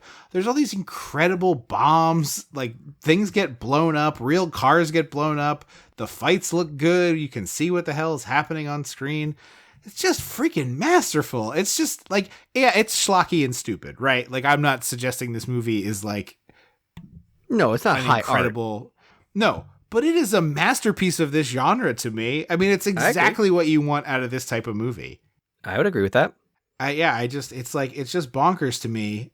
This says it made $65 million at the box office, which now I'm even more mad because it made $65 million on a $7 million budget. But I guess it was panned by critics. I mean, sure, I guess. So I just found this quote on the thing as I was looking this up.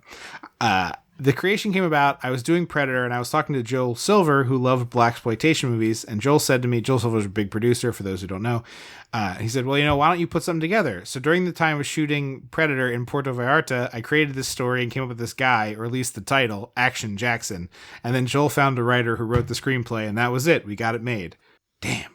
$65 million is bonkers. On a 7 budget, yeah.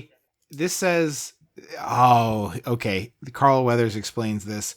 Lorimar, the company that released it, sold the lot to Sony, the film lot to Sony, and the library for the film to Warner Brothers, and that was it. It just never resurfaced again. Oh. That's crazy. This says $20 million theatrically on an $8 million budget and $45 million in VHS sales. I believe it. It's very clearly like a VHS staple kind of movie. Yeah. The cover art is like designed to get you to rent or buy this movie. But yeah, it makes 13-year-old the cover is to make 13-year-old boys pick it up. Yeah, me. Me. Exactly me. But yeah, truly awful that there are not 5 of these. Like, just really stupid.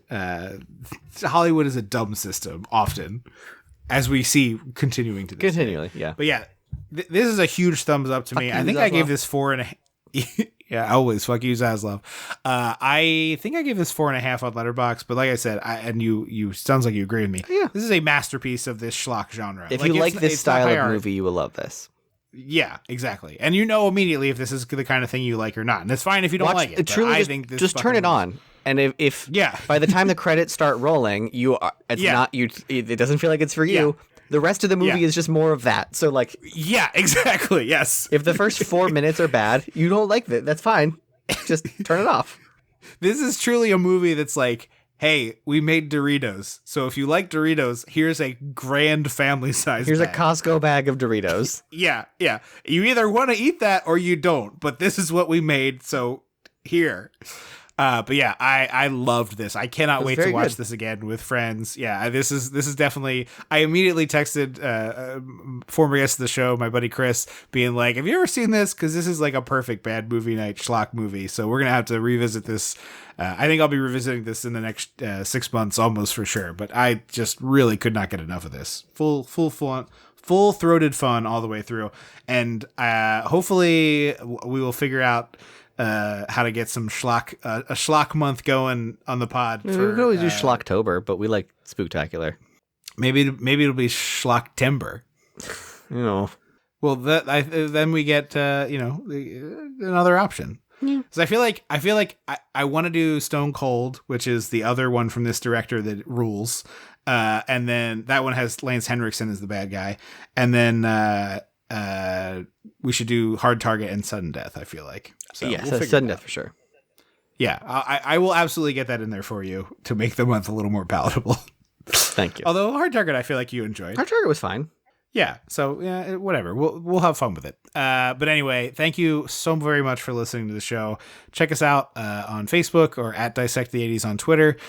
Join us on Patreon. We're doing a cool commentary this month, the Secret Christmas Mentary. I'll give you a little hint. It will be some television episodes. Do you have it? We'll be having a little fun that way. So check that out. That bonus episode will drop on Christmas Day. And then every other month you get another one. So we had a great one in October, Halloween, John Carpenter's classic, and we'll have a fun commentary for Christmas. Review the show if you haven't. That should be your holiday gift to us. And send us a screenshot if it's not on Apple Podcasts, because that's the only one we get sent to us. Thank you so much for listening. I hope you go watch this movie. It rules. I have been Action Tripp Lano. I will always be Action Andrew Lano. Until next time. Don't you forget about me.